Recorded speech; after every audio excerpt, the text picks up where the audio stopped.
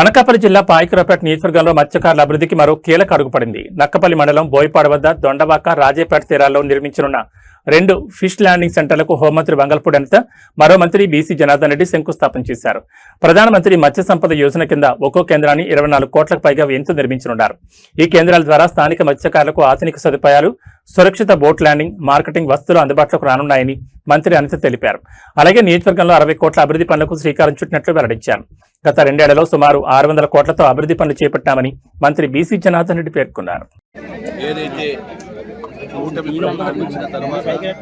మత్స్యకారుల మీద ప్రత్యేకమైనటువంటి అభిమానంతో ఆ కుటుంబాలకు మంచి మార్గాన ఆదాయ వనరులు చూపించాలి, ఆ కుటుంబాలు కూడా ఎక్కడికైనా వేటకు వెళ్ళినప్పుడు ఏ ఇబ్బందులు పడకూడదనేటువంటి ఉద్దేశంతో గౌరవ మంత్రివర్యులు సోదరి అనిత గారు కూడా చాలా రోజుల నుంచి ఎటువంటి పరిస్థితుల్లో మాకు కావాలి అనేటువంటి ఉద్దేశంతో వారు అడగడం, గౌరవ ముఖ్యమంత్రి గారు మేమందరం కూడా కలిసి మాట్లాడిన తర్వాత వచ్చిన 4 2 ఈ ప్రాంతానికి ఇవ్వడం కూడా జరిగింది.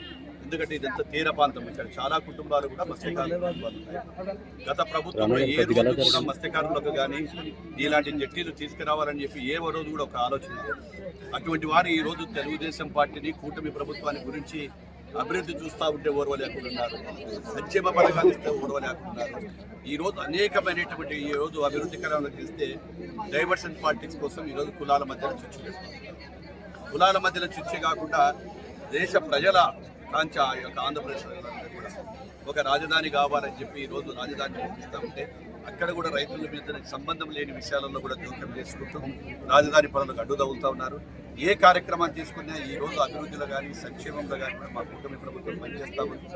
ఈరోజు గుడ్డలపాటి వారికి ఒకటే చెప్తా ఉన్నాం, మీరు ఎన్ని ఆలోచనలు చేసినా ఎన్ని చేసినా కానీ కూడా ప్రజలు మిమ్మల్ని నమ్మే పరిస్థితుల్లో లేదు. ఈరోజు మీకు ప్రతిపక్ష హోదా కూడా దక్కలేదు. ప్రజలందరూ కూడా చూస్తూ ఉన్నారు, ఎవరు వచ్చినప్పుడు ప్రశాంతంగా ఉంది, లా అండ్ ఆర్డర్ ఏ విధంగా ఉంది ప్రజలందరూ కూడా అంటున్నారు. కాబట్టి వారికి వచ్చే అవకాశాలు లేవు, వారు మాట్లాడే హక్కు లేదు. ఖచ్చితంగా అనుకున్న ప్రతిదీ మేము ఇచ్చినటువంటి సంక్షేమం కావచ్చు, అభివృద్ధి కార్యక్రమాలన్నీ కూడా చేస్తామని చెప్పి తెలియజేస్తాము. Thank you. పెట్టడం ఒక టీచర్ కింద అడుగు పెట్టాను. ఆ టీచర్ కాదు, అది నేను మత్స్యకార గ్రామంలోనే టీచర్గా చేశాను. రాజవరం గజపతి నగర్ మత్స్యకార గ్రామంలోనే నేను టీచర్ కింద పనిచేశాను. ఆ రోజు నుంచి ఈ రోజు వరకు అది నాకు అవినాభావ సంబంధం నడుస్తూనే ఉంది. ఈ రోజు ఒక్క రోజు అమ్మ మీకు చెప్పాలి, ఎందుకంటే అభివృద్ధి అంటే ఏంటి అని చాలా మంది రకరకాలుగా మాట్లాడతారు, వాళ్ళు ఎవరికైనా సమాధానం చెప్పట్లేదు.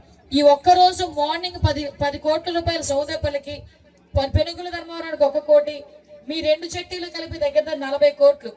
ఆ 40 కోట్లు ఇది దగ్గర 60 కోట్ల రూపాయలకు సంబంధించి ఈ రోజు ఒక్కరోజు శంకుస్థాపన చేశాం. అంటే ఈ రోజు పాయకరావుపేట నియోజకవర్గాన్ని మేము ఎలా ముందుకు తీసుకెళ్తున్నామో మీ అందరూ కూడా తెలుసుకోవాలి. అదేవిధంగా మత్స్యకారులకి ఇంతకు ముందు ఇప్పుడే మా ఫిషరీస్ జేడీగా చెప్తున్నారు, చాలా మంది వేటకెళ్తే ఆ రూట్ తెలియక శ్రీలంక అటువైపు కూడా చాలా మంది వెళ్ళిపోయి అక్కడ ఇబ్బందులు పడ్డ సందర్భాలు కూడా ఉన్నాయి. ఈవెన్ దో ఈ రోజు మరి ఇంతకు ముందు GPS ట్రాకింగ్స్ ఎలా ఉండేవో ఈ రోజు అలాంటివి అవేనమ్మవి ఆ ట్రాకింగ్స్ కూడా మళ్ళీ ఈ రోజు 400 కుటుంబాలకి ఈ రోజు ఆ ట్రాకింగ్స్ కూడా వచ్చినాయి. ట్రాన్స్పాండర్స్ ఇవి కూడా ఏంటంటే ఓవరాల్ గా అక్కడ మత్స్యకారుడు వెళ్ళిన తర్వాత ఎటువైపు వెళ్తున్నారు, ఎక్కడున్నారు, వాళ్ళు ఏమైనా ఇబ్బందుల్లో ఉన్నారా, ఇవన్నీ కూడా దీని ద్వారా తెలుస్తాయి.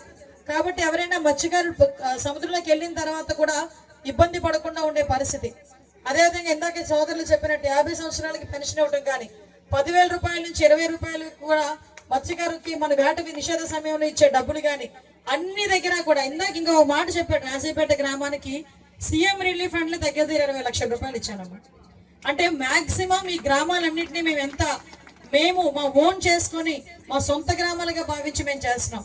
మీ అందరికీ తెలిసి ఇందాకే చూపించాను, మనకి భారతదేశంలోనే అతిపెద్ద డ్రై ఫిష్ మార్కెట్ మన నక్కపల్లిలోనే ఉంది.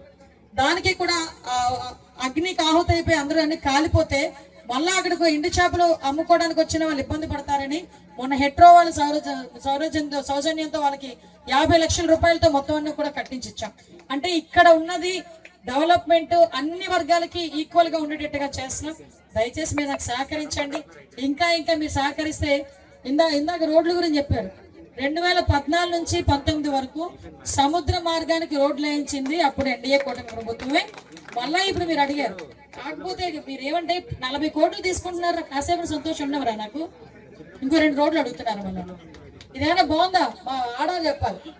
ఇప్పటివరకు కష్టపడి ఇచ్చాను కదా, కొంచెం నాకు ఊపిరి పీల్చుకొని ఇవ్వాలా? వీళ్ళు తిడతారు నేను అడిగానంటే. ఇప్పుడు చెప్తారా కబుర్లు? దయచేసి అవన్నీ మాట్లాడదామన్నా మా తాతారావు గారు కూడా చెప్పారు. అన్ని కూడా అన్ని రోడ్లు వేసుకుందాం. కొంచెం నాకు సహకరించండి చాలు. దయచేసి ఆశీర్వదించండి చాలు. సహకరించండి, ఆశీర్వదించండి. కంపల్సరీగా ఏదో నా శక్తి మేరకు, శక్తికి మించి కష్టపడి నియోజకవర్గాన్ని అభివృద్ధి పదంలో ముందుకు తీసుకెళ్తానని మీ అందరికీ కూడా తెలియజేసుకుంటూ, ఈ అవకాశం ఇచ్చిన పెద్దలందరికీ కూడా ప్రత్యేకంగా ధన్యవాదాలు తెలియజేసుకుని సెలవు తీసుకుంటున్నాం. జై